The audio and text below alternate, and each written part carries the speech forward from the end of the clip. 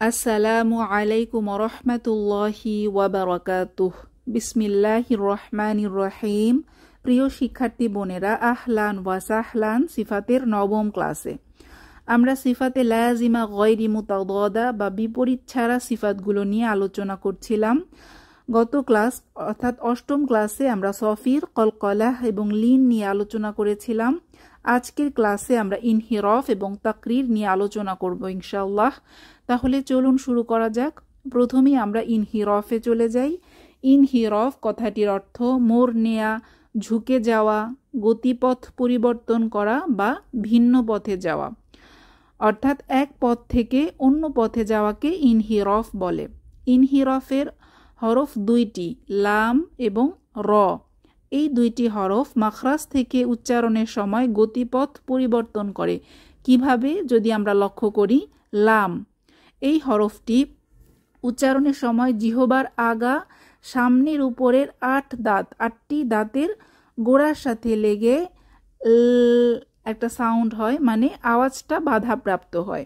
তো এই বাধাপ্রাপ্ত আওয়াজটা শ্রোতার কান পর্যন্ত পৌঁছে দেওয়ার জন্য অথবা উচ্চারণের সুবিধার জন্য জিহবার দুই পাশ দিয়ে আওয়াজটা ঝুঁকে বের হয়। অর্থাৎ জিহবাটা একটা গোল নৌকার মতো হয়ে যাচ্ছে এবং তার দুই পাশ দিয়ে যে ফাঁকা দুইটি জায়গা হয়, তো এই দুই পাশ দিয়ে আওয়াজটা ঝুঁকে বের হয়। যদি আমরা যজম ধরে পড়ি বিষয়টা আরও সহজভাবে বুঝতে পারবো। তো যজম ধরে পড়লে কি হয়, এই যে আল, সবাই খেয়াল করি, কি হলো, জিহবার আগাটা সামনের উপরের দাঁতের গোড়ার সাথে গিয়ে লাগলো এবং জিহবাটা গোল হয়ে গেল এবং দুই পাশ দিয়ে আওয়াজটা ঝুঁকে বের হলো, আল আল আল।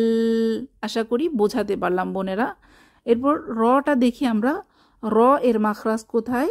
র উচ্চারণের সময় জিহবার আগা সামনের উপরের দাঁতের পেছনে যে একটা অমসৃণ বা খাঁচকাটা অংশ থাকে ওটার সাথে টাচ করে জিহবার আগাটা এবং র উচ্চারিত হয়। তো তখন কি হয়, জিহবাটা গোল হয়ে যায়, অর্থাৎ একটা হোল ক্রিয়েট করে জিহবার মধ্যভাগ দিয়ে আওয়াজটা ঝুঁকে বের হয়। যেমন আর আর আর, খেয়াল করি। তো জিহবার আগাটা উপরের যে দাঁতের পেছনের অমসৃণ যে খাঁচকাটা অংশটা আছে ওইখানে গিয়ে টাচ লাগছে এবং জিহবাটা গোল হয়ে যাচ্ছে। এরপর জিহবার মধ্যভাগ থেকে আওয়াজটা বের হচ্ছে, আর ইর উর উর উর। আশা করি বোঝাতে পারলাম বোনেরা। তো এই হচ্ছে আমাদের ইনহিরফ। ইনহিরফ কথার অর্থ ঝুঁকে যাওয়া বা গতিপথ পরিবর্তন করা। তাহলে লাম এবং র হচ্ছে ইনহিরফের হরফ। তো এই দুইটি হরফ কিভাবে গতিপথ পরিবর্তন করে আশা করি আমরা বুঝতে পারলাম। এরপর আমরা তাকরীরের আলোচনায় চলে যাই। তাকরীর বা তাকরার কথার অর্থ কেঁপে ওঠা, বারবার হওয়া, পুনরাবৃত্তি বা রিপিটেশন। তাকরীরের হরফ একটি, র।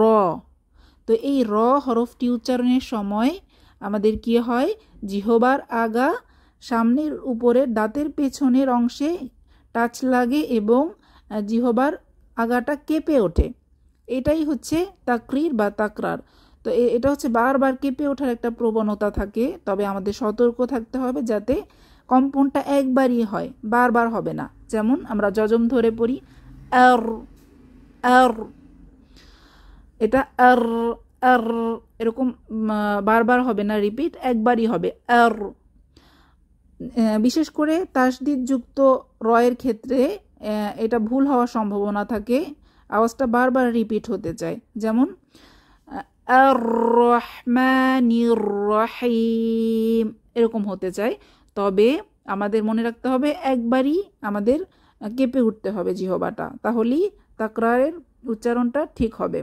যেমন আর রহমানির রহিম। আশা করি আজকের আলোচনা আপনাদের জন্য বোঝা সহজ হয়েছে বোনেরা। তাহলে আমরা ইনহিরফ এবং তাকরীর নিয়ে আজকে আলোচনা করলাম। ইনহিরফ কথার অর্থ মোড় নেয়া বা ঝুঁকে যাওয়া। ইনহিরফের হরফ লাম এবং র।